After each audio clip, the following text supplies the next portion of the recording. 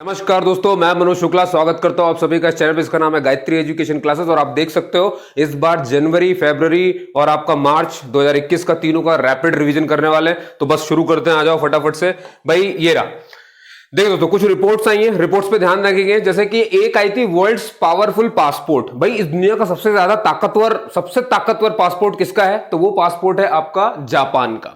ठीक है, सबसे ताकतवर पासपोर्ट जापान का है। इंडिया का पासपोर्ट आता है 85वें नंबर पे, 85th रैंक आई है हमारी। और ये किस इंडेक्स के थ्रू हमें पता चलता है? ये पता चलता है हमें Henley passport index. Henley passport index ये दुनिया के सबसे ताकतवर पासपोर्ट को बताता है और सबसे ज्यादा ताकतवर निकला जापान का। सबसे बिल्कुल जिसमें पावर ही नहीं है वो अफगान का है, बिल्कुल लास्ट पे आए इस लिस्ट में, और हम इंडिया वाले आए 85th में। क्लियर होगी बात दोस्तों? और वहीं आप देखोगे, ये देखो भ्रष्टाचार धारणा सूचकांक, जो भ्रष्टाचार की धारणा है उस सूचकांक में हम आते हैं 86 पे। तो कंफ्यूज मत होना, 85 आपका पावरफुल पासपोर्ट के उसमें है और आपका 86वां है भ्रष्टाचार धारणा सूचकांक के उसमें। और वहीं लोकतंत्र सूचकांक, लोकतंत्र मतलब डेमोक्रेसी, और आपको मालूम है भारत इस दुनिया की सबसे बड़ी डेमोक्रेसी में आता है। हमको इस रैंकिंग में 53 में रखा गया है। समझ पा रहे हैं आप मेरी? तो हमारी 53 रैंक किसमें आई है? लोकतंत्र सूचकांक में आई है। क्लियर है भाई? याद रखिए 86 मैंने कहा सबसे दुनिया के पावरफुल पासपोर्ट में, भ्रष्टाचार धारणा में 86 है, 85 है वर्ल्ड्स पावरफुल पासपोर्ट में, लोकतंत्र सूचकांक में हम आते हैं यहाँ 53 में। अब देखिए, अब बारी आती है खुशी के मामले में। तो भैया भारत जो है खिसक के आ गया है 139 में। अब आप इतना अरिजीत सिंह को सुनोगे, जुबिन नौटियाल और इन सब सिंगर को सुनोगे तो आपको रुला रुला के वैसे ही मार डालेंगे ना। तो भैया हैप्पीनेस के मामले में हम किस में आते हैं? 139 में आते हैं। बात समझ में आ गई? सबसे टॉप पर कौन है? नाम देखो, फिन फन, वैसे याद रहेगा, फिन में FUN कर देना, फनलैंड हो जाएगा। फिनलैंड है ये, फिनलैंड को टॉप पे रखा गया। और देखो जो, और सबसे बात ये, इसको मैं फर्जी इसलिए कहता हूं, ये फेक रिपोर्ट इसलिए मानता हूं क्योंकि पाकिस्तान हमसे खुश है, हमसे ज्यादा खुश है। देखो यहां पे ध्यान से, उसकी 150 रहे, 105 रहेंगे और हमारी 139 रहेंगे। समझ में आ रही मेरी बात? तो याद रखेंगे किसमें हमारी 85 थी, किसमें 86 थी, किसमें 53 है, किसमें 139 रैंक है, और पाकिस्तान को इसमें हमसे ऊपर रखा गया। और दोस्तों यहीं पर एक आता है वर्ल्ड एयर क्वालिटी। भाई दुनिया की जो हवा है ना कितनी प्रदूषित है, उसके लिए भी एक रिपोर्ट बनाई जाती है। तो दुनिया की सबसे ज्यादा पॉल्यूटेड सिटी में आता है हमारा गाजियाबाद। समझ गए होंगे आप सभी, गाजियाबाद यूपी। और सबसे प्रदूषित कैपिटल भी इंडिया में ही है, और वो कैपिटल यानी कि राजधानी आपकी न्यू दिल्ली है। बात समझ में आ गई दोस्तों? चलिए, बहुत बढ़िया दोस्तों, बहुत बढ़िया, बहुत बढ़िया मेरे भाइयों। आगे भाई अब देखिए 23 जनवरी को दोस्तों हम मनाते हैं पराक्रम दिवस के रूप में। ये आपको बिल्कुल पता होना चाहिए। लेकिन पराक्रम दिवस किसके लिए मनाया जाता है? पराक्रम दिवस मनाया जाता है हमारे, ये 23 जनवरी जिनका जन्मदिन है वो है सुभाष चंद्र बोस। ठीक है दोस्तों, 23 जनवरी जो है वो किसका जन्मदिन है? सुभाष चंद्र बोस साहब का है। इन्हीं के जन्मदिन को अब हमने मनाना शुरू किया है पराक्रम दिवस के रूप में। ये बात आपको ध्यान रखनी है। अब ये जब भी सुभाष चंद्र बोस जी की बात होगी तो सिर्फ एक ही चीज याद नहीं रखनी, इसके अलावा क्या याद रखना है? अंडमान निकोबार का एक आइलैंड है, इसका नाम है रोज द्वीप। रोज द्वीप का भी नाम बदल करके रख दिया गया है बोस द्वीप।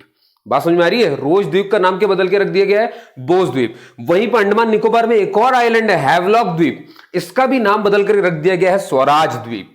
क्लियर? और देखिए दोस्तों, एक मेल है, सुभाष चंद्र बोस साहब की बात हो रही है, एक मेल है, मालूम है आपको, हावड़ा कालका मेल। ठीक है, इसको सुनेंगे ध्यान से। हावड़ा कालका मेल जो है इसका नाम बदल करके रख दिया गया है नेताजी एक्सप्रेस। और नेताजी आपको मालूम है किसे कहते हैं? सुभाष चंद्र बोस साहब को कहते हैं। क्लियर हो गई बात? 23 जनवरी पराक्रम दिवस, सुभाष चंद्र बोस। ठीक, इनके जन्मदिन को ही पराक्रम दिवस के रूप में मना रहे हैं हम। हमने क्या किया? नेताजी एक्सप्रेस नाम रख दिया है किसका? हावड़ा कालका मेल का। अंडमान निकोबार में एक आइलैंड था रोज द्वीप, उसका नाम हो गया है बोस द्वीप। अंडमान निकोबार में एक आइलैंड, दूसरा आइलैंड था हैवलॉक द्वीप, उसका नाम बदल करके कर दिया है स्वराज द्वीप। क्लियर हो गई बात? अब देखिए अब क्योंकि मैं मालगाड़ियों की बात कर रहा हूं, हावड़ा कालका मेल आई, तो इसी तरह से एक और ट्रेन याद रखिए, वासुकी। वासुकी आपको मालूम होगा, ये एक सांप का भी नाम है, हमें जो पुरानी गाथाओं में आपको मिल जाएगा, वासुकी नाग, सबको पता ही होगा। तो वासुकी नाम की एक मालगाड़ी है। मालगाड़ियों का नाम ऐसे नागों पे क्यों रखते हैं? क्योंकि बहुत बड़ी बड़ी होती है और ये नाग भी बहुत बड़े बड़े थे। तो वासुकी मालगाड़ी भैया देख लो, देश की सबसे लंबी मालगाड़ी है, और ये जब खड़ी होती है तो 3.5 किलोमीटर की लंबाई है। मतलब एक बार ये खड़ी होना शुरू हो गई तो 3.5 किलोमीटर तक आप जब चलते जाओगे तब तक ये मालगाड़ी रहेगी। तो सर ये तो देश की अभी बनी, इससे पहले भी कोई थी? इससे पहले भी एक थी और उसका नाम था शेषनाग। शेषनाग, मैंने कहा ना नागों के नाम पे मालगाड़ी होती है क्योंकि ये थोड़ी सी लंबी होती है, नागों की तरह इनका बहुत लंबा फैलाव है। तो देश की सबसे लंबी मालगाड़ी कौन सी है? वासुकी मालगाड़ी, 3.5 किलोमीटर। और इससे पहले कौन सी थी? शेषनाग। ये भी ध्यान रखेंगे आप। ठीक है दोस्तों, तो मैंने इतना कुछ बता दिया आपको। अब देखिए 23 जनवरी की बात हुई तो आपको मालूम है ना 26 जनवरी हमारा गणतंत्र दिवस बनता है। ठीक है, इस बार कोई चीफ गेस्ट रहा है? इस बार कोई भी चीफ गेस्ट नहीं रहा है। मालूम है ना कोरोना काल था इस बार, इसलिए कोई भी चीफ गेस्ट नहीं है। ये मैं बात कर रहा हूं 26 जनवरी 2021 की। कोई भी चीफ गेस्ट को नहीं बुलाया गया था, लेकिन आपने देखा कि झांकियां तो दिखाई जा रही थी हमें। तो ये पूछ सकता है कि इस बार के 2021 में सबसे टॉप की झांकी किसको मिली गई है ना? देखिए याद रखिएगा, गेस्ट पूछा जाए तो कोई भी नहीं था, तो याद रखें किसी को नहीं बुलाया गया था। इस बार कोरोना था क्योंकि। और जब पूछा जाए कि झांकियों में सबसे बेस्ट कौन सी निकली है, तो यूपी की राम मंदिर की जो झांकी थी उसको टॉप का अवार्ड मिला हुआ है। तो याद रखेंगे 26 जनवरी का ये मामला। क्लियर है? अच्छा देखिए कुछ नाम मैं आपको बता दूं, जैसे हावड़ा कालका मेल, इसको बिल्कुल कंफ्यूज मत हो जाना आप पिंपरी चिंचवाड़ और हिसार और चंडीगढ़ से। ये दोनों क्या हैं दोस्तों? देखो वो तो आप समझ गए हैं, वो मैंने क्या बोला। पिंपरी चिंचवाड़ क्या है? पिंपरी चिंचवाड़ एक नगर निगम है। तो क्या किया इस नगर निगम ने? इस नगर निगम ने भैया सोशल इंपैक्ट बॉन्ड जो है वो जारी किया है, और ये देश का पहला ऐसा नगर निगम है जिसने सोशल इंपैक्ट बॉन्ड जो है, यानी देश का पहला सामाजिक प्रभाव बॉन्ड यानी कि सोशल इंपैक्ट बॉन्ड जो है वो लागू किया है। इस तरह से एक और नगर निगम, लखनऊ नगर निगम ने क्या किया है? इन्होंने थैला बैग का शुभारंभ किया। थैला बैग क्या होता है दोस्तों? कि जैसे भाई आप गए शॉप पर, मतलब वहां पर जब जाओगे इस नगर निगम में कुछ भी खरीदारी करने के लिए, तो आपको एक बैग पहले दे देंगे। क्लियर होगी बात? ताकि पन्नी आप नहीं इस्तेमाल करो, इसलिए थैला बैग यहां पर दिया जाता है। तो ये करने वाला लखनऊ नगर निगम है, और जिसने सामाजिक प्रभाव बॉन्ड जारी किया है वो पिंपरी चिंचवाड़ है। ये आपको ध्यान रखना, पूछ लेंगे। अब ये हिसार और चंडीगढ़ क्या है दोस्तों? हिसार और चंडीगढ़, हरियाणा और चंडीगढ़, हिसार और चंडीगढ़ के बीच में चली है एयर टैक्सी, और ये देश की सबसे पहली एयर टैक्सी है। इसको ध्यान रखना है आपको। ठीक है, हिसार और चंडीगढ़ के बीच में देश की सबसे पहली एयर टैक्सी चली है। पिंपरी चिंचवाड़ नगर निगम ने भैया सामाजिक प्रभाव बॉन्ड जारी किए हैं, तो वहीं लखनऊ नगर निगम ने थैला बैग का शुभारंभ किया है। चलिए दोस्तों आगे चलते हैं। भाई गुजरात में एक फ्रूट है जिसका नाम है ड्रैगन फ्रूट। इस ड्रैगन फ्रूट का नाम बदल करके रख दिया गया है कमलम। याद रखेंगे, ड्रैगन फ्रूट है, बहुत फेमस है गुजरात में, उसका नाम बदल करके रख दिया कमलम। अच्छा, कमलम से एक नाम याद आता है, कमला हैरिस। ये एक फीमेल है, और ये यूएसए की 49वीं वाइस प्रेसिडेंट बनी है, और ये यूएस की पहली महिला वाइस प्रेसिडेंट है। क्या नाम बताया मैंने? कमला हैरिस। याद रखेंगे इनका नाम। कमलम से मुझे याद आया तो आपको भी याद आ जाएगा। ठीक है, कमलम क्या है? ड्रैगन फ्रूट जो गुजरात का, उसका नाम बदल के कमलम रख दिया गया। और कमला हैरिस कौन है? ये यूएसए की 49वीं उपराष्ट्रपति हैं, और ये पहली महिला उपराष्ट्रपति बनी है यूएसए में। इस बात को आपको ध्यान रखना है।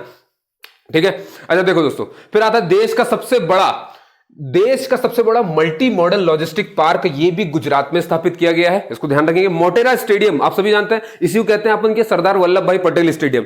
इसका नाम तो बदल दिया गया और रख दिया गया नरेंद्र मोदी स्टेडियम। ठीक है, पहले ये था, कितना अच्छा था, फिर भी नाम बदल दिया, भगवान जाने अच्छा नहीं लगा, जो भी है। ठीक है भैया, गुजरात में आता सोमनाथ मंदिर, आपने बहुत बार सुना होगा, कितनी बार तो ये लुट चुका है भैया।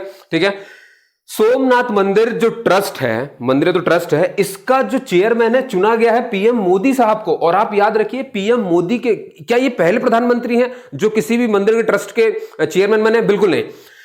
सेम सोमनाथ मंदिर ट्रस्ट के जो पहले चेयरमैन बने थे, सबसे पहले चेयरमैन वो थे भैया मोरारजी देसाई, जब वो पीएम बने थे, है ना, याद रखिए। तो सबसे पहले सोमनाथ मंदिर ट्रस्ट के जो पीएम कभी भी चेयरमैन बने तो वो मोरारजी देसाई हैं, और मोरारजी देसाई के बाद अब कोई प्रधानमंत्री अगर बना है तो वो नरेंद्र मोदी जी है। बात समझ में आ गई? यानी कि नरेंद्र मोदी जी दूसरे ऐसे प्रधानमंत्री हैं जो सोमनाथ मंदिर ट्रस्ट के चेयरमैन चुने गए हैं। इनसे पहले कोई अगर बना था कोई पीएम तो वो थे मोरारजी देसाई।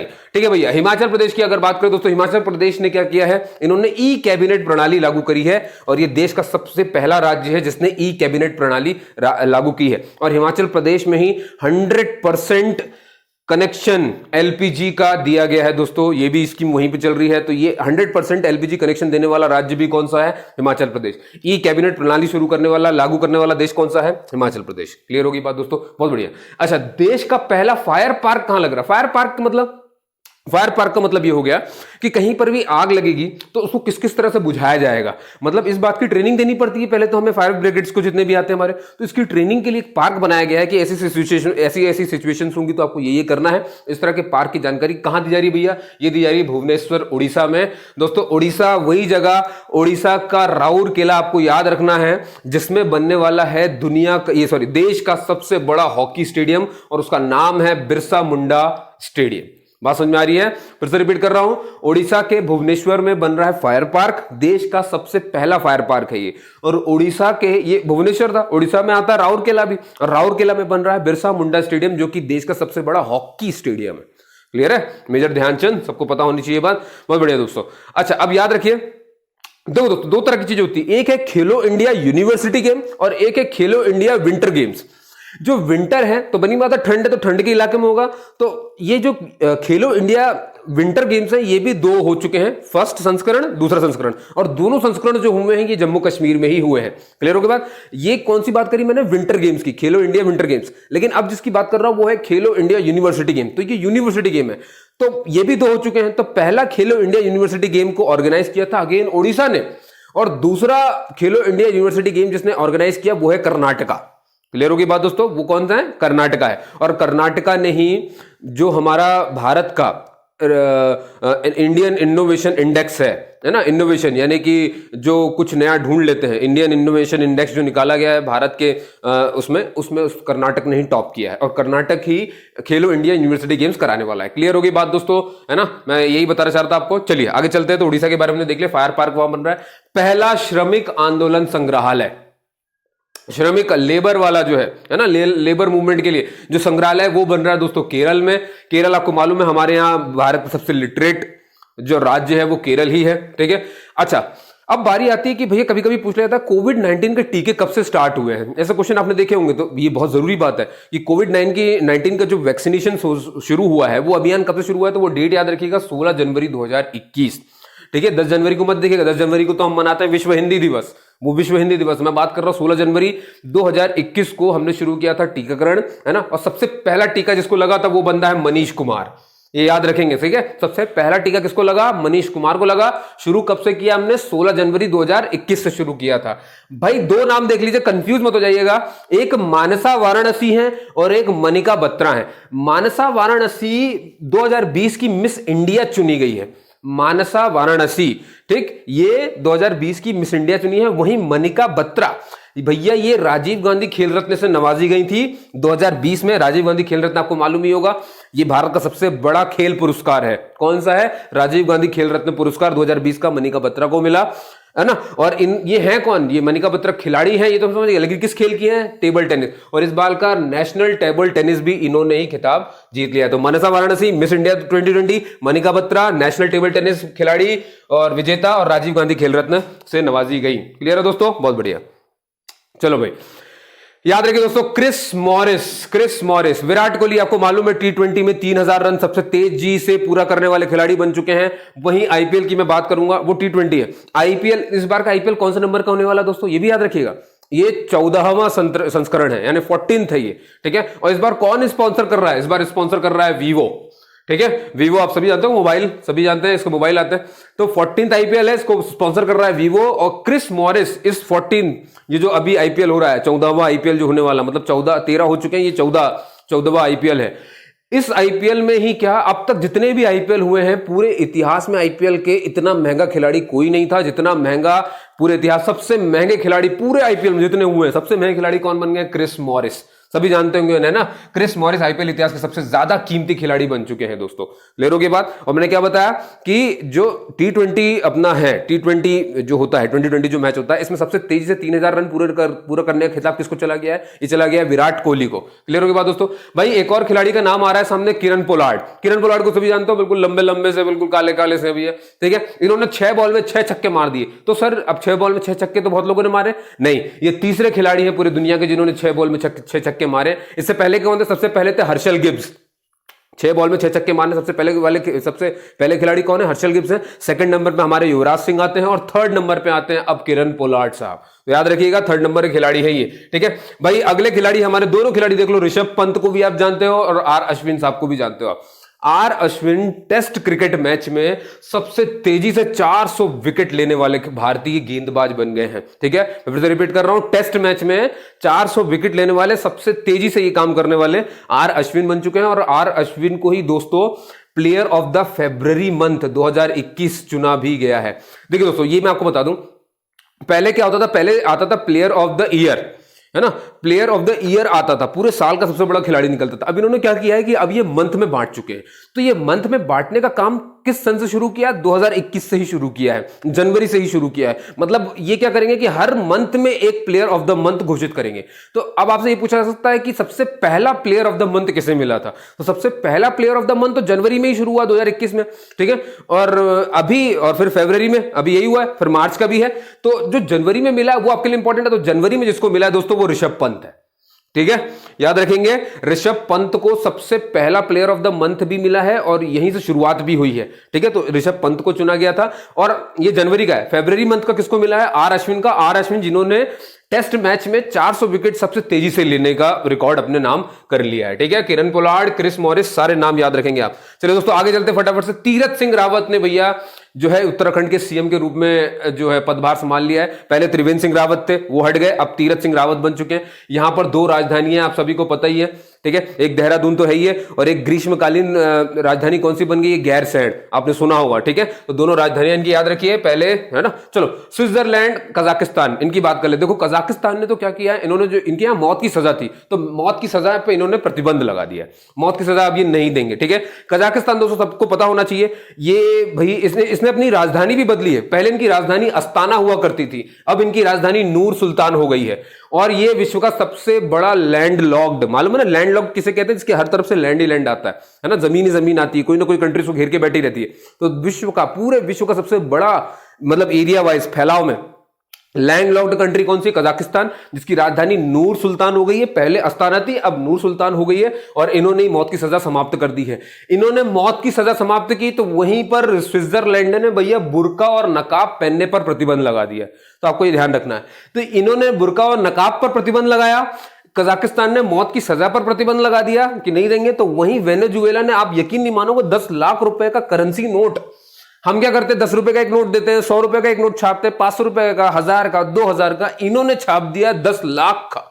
मतलब एक नोट में 10 लाख रुपए लिखा है। लेकिन परेशान मत हो, इनका वो 10 लाख रुपए से आप 1 किलो प्याज भी नहीं ला पाओगे, कुछ भी नहीं ला पाओगे। बात समझ में आ रही है? मतलब ये इतना बेकार है, इतना कोई मतलब नहीं है। ये एक नोट है तो क्या होता है? बस आपको याद रखना है कि 10 लाख रुपए की करेंसी नोट किसने जारी किए? वेनेजुएला ने जारी किए हैं। भैया एक नाम सामने आ रहा है, तथुआ आनंद छिथिर। तथुआ आनंद छिथिर, ये कौन है भैया? ये बांग्लादेश की पहली ट्रांसजेंडर है जिनको न्यूज एंकर बना है। पहली ट्रांसजेंडर न्यूज एंकर, ठीक है दोस्तों, बांग्लादेश की पहली ट्रांसजेंडर न्यूज एंकर। भाई दोस्तों ऑस्ट्रेलिया ओपन हुआ, देखो ये टेनिस में होता है। टेनिस में दोस्तों चलता है ग्रैंड स्लैम अवार्ड, ठीक है। मैं आपको समझा देता हूं। देखो टोटल 4 ग्रैंड स्लैम अवार्ड होते हैं और शुरू कहां से होता है कभी ये पूछ लिया जाए तो ऑस्ट्रेलिया ओपन से ही शुरू होता है। टेनिस जो होता है ना, टेनिस अपने रॉजर फेडरर वाला, नोवाक जोकोविच वाला, सेरेना विलियम्स वाला, आपने सुना होगा, इन सबके नाम सुनोगे, बड़े बड़े नाम हैं, ठीक है। तो ये ग्रैंड स्लैम अवार्ड कहां शुरू होता है? साल भर में 4 होते हैं, Australian open, French open, Wimbledon जो कि यूरोप में हो जाएगा, ठीक है, विंबलडन हो गया, और एक यूएसए यानी कि अमेरिकन ओपन होता है। तो शुरू हो चुका है Australian open. Australian open grand slam award ये शुरू हुआ, इसको टेनिस से जुड़ा हुआ है। तो किसने जीता? पुरुष में और महिलाओं में। पुरुष में जीत लिया है नोवाक जोकोविच ने, बहुत नंबर 1 खिलाड़ी आपको मालूम ही है। और वहीं फीमेल में जीता है इसे Naomi Osaka. Naomi Osaka Japan से हैं और वहीं नोवाक जोकोविच सर्बिया से हैं। तो कंफ्यूज मत जाना कि नोवाक नाओमी एक जैसा लग रहा है, नहीं, नोवाक जोकोविच सर्बिया के खिलाड़ी हैं, वहीं पर नाओमी ओसाका जापान की हैं, ठीक है। और जापान के मालूम है ना शिंजो आबे, शिंजो आबे पहले प्रधानमंत्री थे, और शिंजो आबे जापान के जो प्रधानमंत्री थे वो सबसे लंबे समय तक प्रधानमंत्री रहने वाले व्यक्ति हैं जापान के, ठीक है। लेकिन शिंजो आबे अभी तो नहीं है। तो अब कौन है भैया वहां पे? अब है वहां के प्रधानमंत्री योशिहिदे सुगा, ठीक है, योशिहिदे सुगा, याद रखिएगा, योशिहिदे सुगा अब जापान के प्रधानमंत्री हैं।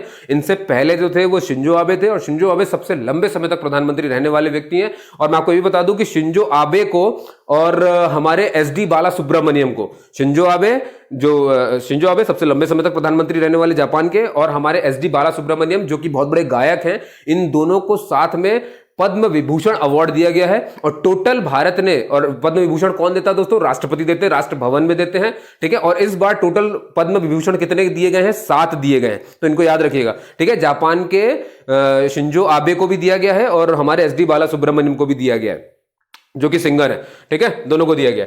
अच्छा, अब इसके अलावा देखो नाम बड़े वो होते हैं, नोवाक नाओमी, तो नोवाक सर्बिया के, नाओमी जापान के, वहीं पे नागोजी ओकोंजी इवेला। अब ये मत सोचना कि ये भी वहीं के हैं, भैया ये यहाँ की नहीं है। ये कौन है दोस्तों? ये नाइजीरिया की है और ये बनी है WTO, है ना, World Trade Organization. World Trade Organization जिसका जो हेडक्वार्टर है वो जिनेवा में है, स्विट्जरलैंड में, ठीक है।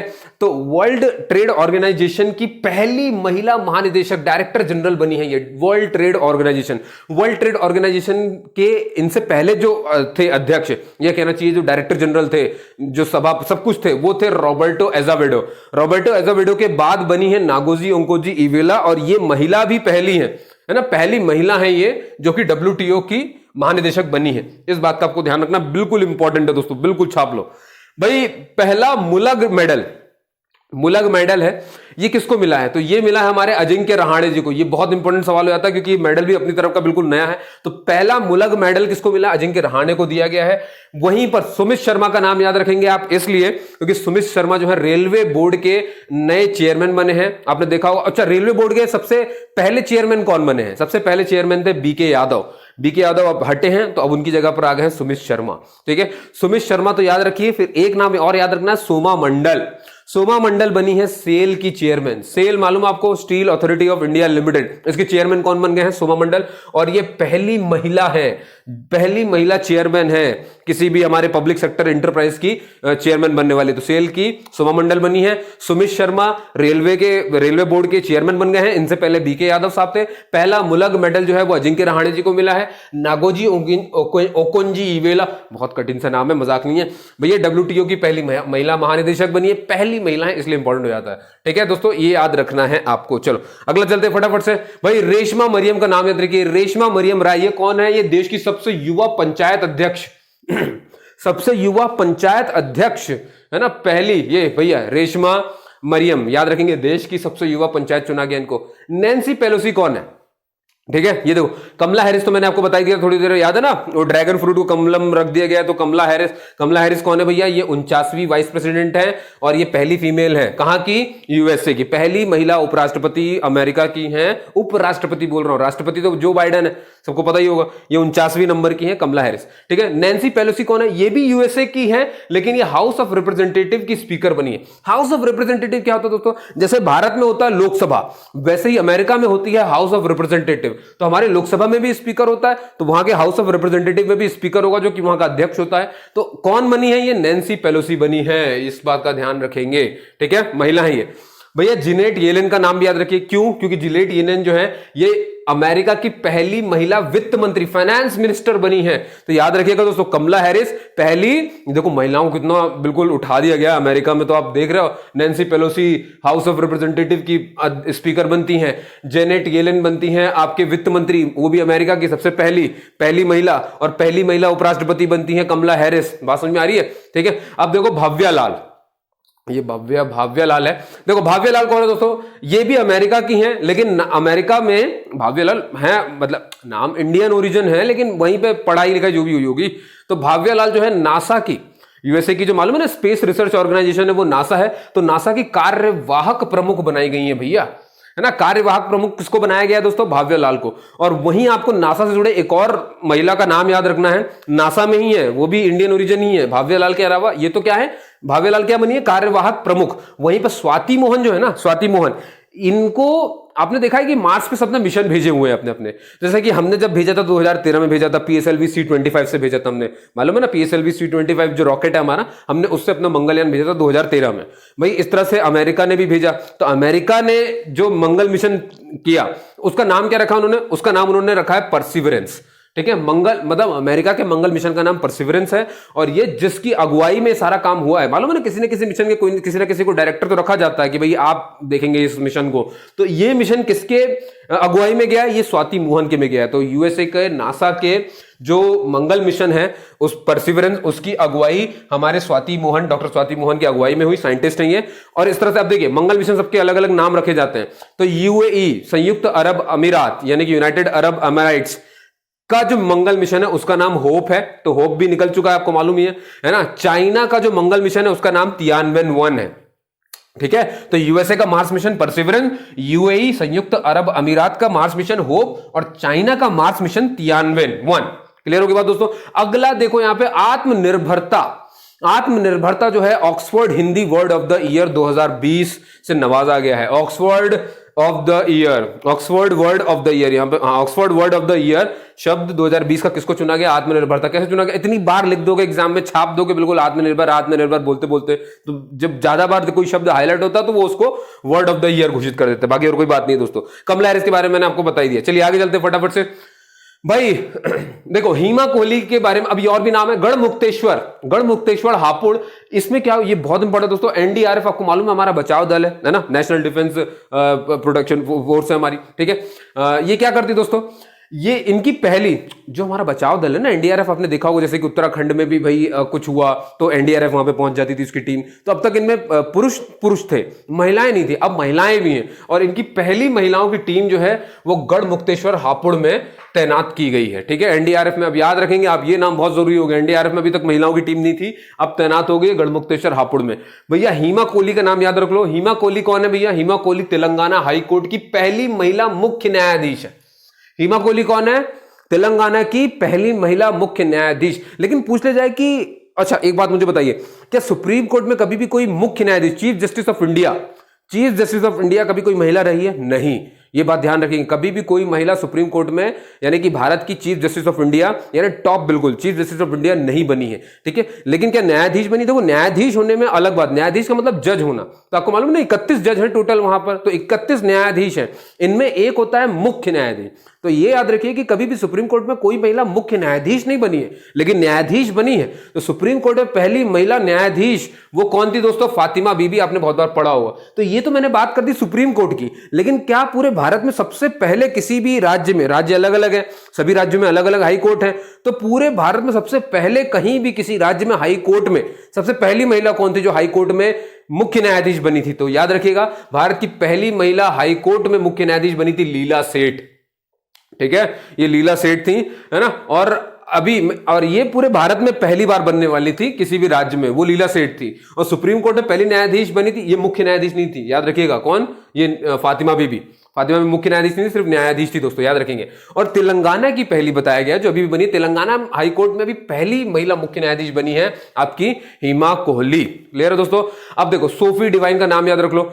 T20 में सबसे तेज शतक लगाने वाली पहली महिला बन चुकी हैं सोफी डिवाइन, बिल्कुल याद रखिए इनका नाम, सोफी डिवाइन। T20 में बोल रहा हूं, ठीक है। T20 में 3000 रन सबसे जल्दी पूरे करने वाले विराट कोहली पुरुषों में, ठीक है। और ये 3000 रन पूरे करने वाले, मैं बात कर रहा हूं 100 शतक की, सबसे तेज शतक लगाने वाली पहली महिला T20 में कौन है? सोफी डिवाइन है, याद रखेंगे। 26 जनवरी दोस्तों मैंने आपको बता दिया था, झांकियों कोई चीफ गेस्ट नहीं था, सबसे टॉप की झांकी जिसको चुना गया वो यूपी के राम मंदिर की झांकी थी, ठीक है। ग्लोबल एक रिपोर्ट आई है, ग्लोबल 500 ब्रांड लिस्ट, 500 की लिस्ट बनाते हैं ग्लोबली, ब्रांड लिस्ट होते हैं, सबसे बड़ा ब्रांड कौन निकल के आया है। तो आप देखेंगे कि जियो को, आपको सिर्फ जियो से मतलब है, हमारे जियो रिलायंस का जियो है ना अंबानी साहब, तो उनको मिला है 5th रैंक, ठीक है। 5 समझ रहे हो, 500 में ग्लोबली सबसे बड़े जो ब्रांड निकल के आए उनमें 5वें नंबर पे हमारा जियो आता है, इसको ध्यान रखिए भैया। नेशनल इनोवेशन इंडेक्स मैंने आपको बता ही दिया था, नीति आयोग इसे निकालता है और कर्नाटक को नंबर 1 मिला हुआ है, ठीक है।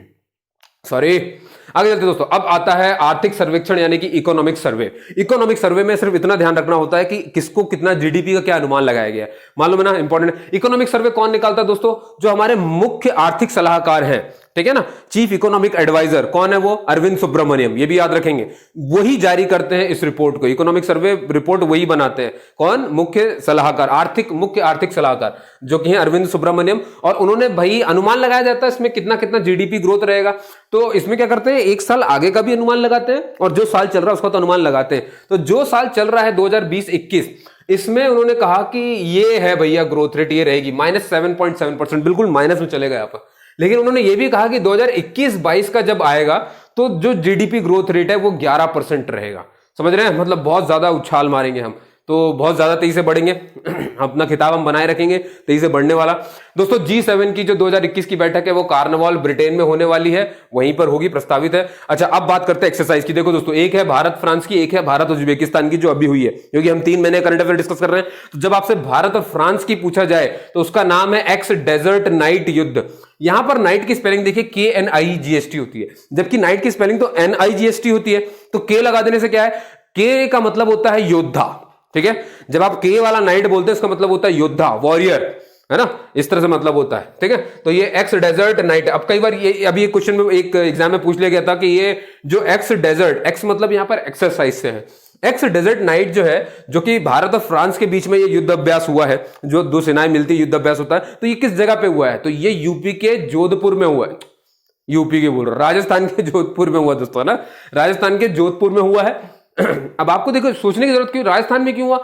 आपको देख रहा है बीच में नाम लिखा हुआ डेजर्ट, तो फिर से परेशान होने की जरूरत ही नहीं है, ठीक है। तो राजस्थान के जोधपुर में ये एक्सरसाइज हुई है। वहीं भारत और उज्बेकिस्तान के बीच में जो एक्सरसाइज हुई है वो है डस्टलिक, है ना, डुस्टलिक, जो भी बोलना चाहो आप इसे, डस्टलिक डुस्टलिक, भाई ये टी है बीच में ना, डस्टलिक 2 हुआ है ये दोस्तों, ठीक है। तो याद रखिएगा जो एक्स डेजर्ट नाइट है वो भारत और फ्रांस के बीच में, वहीं पे डस्टलिक 2 जो भारत और उज्बेकिस्तान के बीच में। अब आता दोस्तों रोनाल्डो ने पूरे फुटबॉल इतिहास में सबसे ज्यादा गोल करने वाले व्यक्ति बन चुके हैं, ठीक है दोस्तों। फुटबॉल में सबसे ज्यादा गोल करने वाले खिलाड़ी बन चुके हैं रोनाल्डो पुर्तगाल के खिलाड़ी हैं। आप सभी जानते हो, 2-3 खिलाड़ियों के नाम तो आप जानते होंगे, नेमार हैं, है ना, नेमार जूनियर जो आते हैं आपके, है ना, वेन रूनी हो गए, रोनाल्डो हो गए, लियोनेल मेसी हो गए, इन सबके नाम आप याद रखें, कभी कभी पूछ लिया जाता है। भैया अब बात करते हैं सैयद मुश्ताक अली। ये सैयद मुश्ताक अली देखो, ये क्रिकेट का जो है, क्रिकेट की ट्रॉफी क्रिकेट में दिया जाता है। सैयद मुश्ताक अली जो ट्रॉफी है T20 2020 की, किसने जीती? तो ये जीती है तमिलनाडु ने। तमिलनाडु टीम की अगुवाई यानी कि उसके कैप्टन कौन थे? उसके कैप्टन थे दिनेश कार्तिक। इस बात का ध्यान रखेंगे, दिनेश कार्तिक ने सैयद मुश्ताक अली T20 ट्रॉफी जो है तमिलनाडु टीम को जितवा दी है। दोस्तों एक और क्रिकेट से जुड़ी टीम, एक और क्रिकेट से जुड़ा हुआ ट्रॉफी चलता है, वो है विजय हजारे ट्रॉफी, ठीक है। विजय हजारे ट्रॉफी लेकिन मुंबई ने जीत ली है, ठीक है। मैं फिर से रिपीट कर रहा हूं, सैयद मुश्ताक अली T20 ट्रॉफी जीत चुका है तमिलनाडु, और वहीं पे विजय हजारे ट्रॉफी जो है क्रिकेट का, ये जीत चुकी है मुंबई की टीम, ठीक है। इस बार रणजी हुआ नहीं है, आपको मालूम है, रणजी नहीं हुआ है, तो ये मत सोचिए कौन जीता कौन नहीं। चलो दोस्तों रोनाल्डो से निकल के आगे, भैया LIC लाइफ इंश्योरेंस कॉर्पोरेशन के नए मैनेजिंग डायरेक्टर किसको नियुक्त किया गया है? सिद्धार्थ मोहंती को नियुक्त किया गया है। वहीं पर ऑपरेशन एम्प्टी प्लेट, खाली प्लेट आप नहीं छोड़ेंगे, खाली प्लेट अगर आप छोड़ेंगे तो आपको जुर्माना लगेगा। तो ऐसा ये ऑपरेशन कहां चलाया गया है? ये ऑपरेशन चलाया गया है चाइना में, है ना, कि खाली प्लेट बोल रहा हूं, मतलब अगर आपने प्लेट में खाना छोड़ा, खाली तो छोड़ोगे थोड़ी ना कोई देगा भाई, कोई जुर्माना नहीं लगाएगा आप पे। इनका ये कहने का मतलब है ऑपरेशन एम्प्टी प्लेट का मतलब कि खाली रखो, जो भी आपने खाया ना पूरी प्लेट खाली कर दो, अगर उसमें कुछ भी छूटा तो आप पे जुर्माना लगा देंगे। तो ये अभियान जो चलाया ये चाइना ने चलाया भैया। 25 जनवरी आप सभी देख सकते हैं, इसे हम नेशनल वोटर्स डे के रूप में मनाते हैं। भाई 23 जनवरी मैंने क्या बताया, पराक्रम दिवस, 25 जनवरी नेशनल वोटर्स डे, 10 जनवरी हिंदी दिवस, ठीक है। 16 जनवरी 2021 से टीकाकरण स्टार्ट हुआ है। 26 जनवरी को हम क्या मनाते हैं दोस्तों? गणतंत्र दिवस। कोई चीफ गेस्ट नहीं था, यूपी के राम मंदिर को मिला है। भाई अब बात करते हैं, देखो स्पेस एक्स क्या है दोस्तों? स्पेस एक्स एक प्राइवेट कंपनी है जिसके मालिक है इलॉन मस्क, आप सभी जानते होंगे इन्हें। हुरुन जो रिपोर्ट आई है, हुरुन रिचेस्ट जो रिपोर्ट आई है, रिच पर्सन की रिपोर्ट आई है, उसमें इलॉन मस्क ने टॉप कर दिया है ना। ये उनकी देखो आपने सुना होगा टेस्ला मोटर इन्हीं की कंपनी है, स्पेस एक्स इन्हीं की कंपनी है। स्पेस एक्स क्या करती है? ये स्पेस के ऊपर काम करती है। टेस्ला मोटर किसमें काम करती है? कि भैया जो हम बिजली से गाड़ियां चलाएं, बैटरी से गाड़ियां चलाएं और भाई ऑटोमेटिक गाड़ियां चलाएं, ये टेस्ला मोटर उस पर, मतलब वो गाड़ियों पे काम करने के लिए टेस्ला मोटर इनकी कंपनी है। और जो रॉकेट पे काम करती है, स्पेस में कुछ भी भेजना है उस पर काम करती है, सब कुछ लॉन्च करना है, वो आपका स्पेस एक्स है, ठीक है। तो स्पेस एक्स ने भैया रॉकेट छोड़ दिया। रॉकेट वो भी कौन सा? फैल्कन 9 नाम का एक रॉकेट है, और इस फैल्कन 9 में इन्होंने 143 सैटेलाइट्स रख करके एक ही रॉकेट में 143 सैटेलाइट्स छोड़ दी, ठीक है। अब ये क्या हुआ, इससे क्या फर्क पड़ता दोस्तों? तो ये रिकॉर्ड तोड़ दिया। किसका रिकॉर्ड तोड़ दिया? इसरो का। इसरो ने एक बार में कितने रॉकेट भेजे थे, मतलब एक बार में कितने सैटेलाइट भेजे थे? इन्होंने भेजे थे 104 उपग्रह, है ना। हमारे इसरो ने, जो कि बेंगलुरु में जिसका हेडक्वार्टर है, जिसके जो डायरेक्टर हैं वो कौन है? के सिवान साहब हैं, के सिवान, है ना। तो उन्होंने 104 सैटेलाइट्स छोड़े थे, रिकॉर्ड था। इस रिकॉर्ड को तोड़ दिया इलॉन मस्क की कंपनी स्पेस एक्स ने। एक ही रॉकेट से 143 सैटेलाइट्स जो है वो छोड़ दिए। क्लियर होगी बात दोस्तों? और वो भी जिस रॉकेट से छोड़े वो फैल्कन 9 नाम का है भैया। 51 यानी 51st इंटरनेशनल फिल्म फेस्टिवल, देख लो ध्यान से, international film festival of India Goa में हुआ, ठीक है। अब इसमें एक ही अवार्ड सबसे इंपॉर्टेंट होता है, वो होता है गोल्डन पीकॉक अवार्ड, और ये सबसे बड़ा अवार्ड होता है इस पूरे इवेंट का, ठीक है। आपको दिख गया ना, फिल्म की फेस्टिवल है, तो फिल्म फेस्टिवल में सबसे बड़ा अवार्ड अगर गोल्डन पीकॉक अवार्ड है तो किसी ना किसी पिक्चर को तो मिला ही होगा। तो जिस फिल्म को दिया गया उसका नाम है इनटू द डार्कनेस। देख रहे हैं, इनटू द डार्कनेस नाम की फिल्म को गोल्डन पीकॉक अवार्ड मिला है 51 international film festival of India में। बाकी ये बात तो मैंने आपको बता दी थी। शिंजो आबे और एसडी बाला सुब्रमण्यम को भैया क्या मिला है, पद्म विभूषण मिला है, और टोटल 7 लोगों को पद्म विभूषण मिला है। पद्म विभूषण राष्ट्रपति भवन में राष्ट्रपति के द्वारा दिया जाता है दोस्तों, ठीक है। अब यहां देखिए एक संतोष बाबू है, कर्नल संतोष बाबू, आपने देखा होगा गलवान घाटी जम्मू कश्मीर है ना, लद्दाख के पास जो गलवान घाटी है, वहां पर जब चाइना के साथ हड़प हो गई थी तो इन्होंने अच्छे से मजा चखा दिया था दोस्तों, है ना। तो इसी को ध्यान में रखते हुए प्रेसिडेंट ने इन्हें महावीर चक्र से नवाजा है। किसको? संतोष बाबू, जो कर्नल संतोष बाबू हैं उनको, ठीक है दोस्तों, बहुत बढ़िया। तो आज की लास्ट पेज में आ गए दोस्तों। कुछ नाम फिर से याद रखिए। आयशा अजीज बहुत इंपॉर्टेंट नाम है, क्योंकि ये भारत देश की सबसे कम उम्र की महिला पायलट बन चुकी हैं। सिर्फ 25 साल की हैं और देश की सबसे कम उम्र की महिला पायलट बन चुकी हैं। वहीं पे काजा कलास ये एस्टोनिया की पहली महिला प्रधानमंत्री, है ना। ये पीएम था, वित्त मंत्री लिखा गया वहां पे, कोई बात नहीं।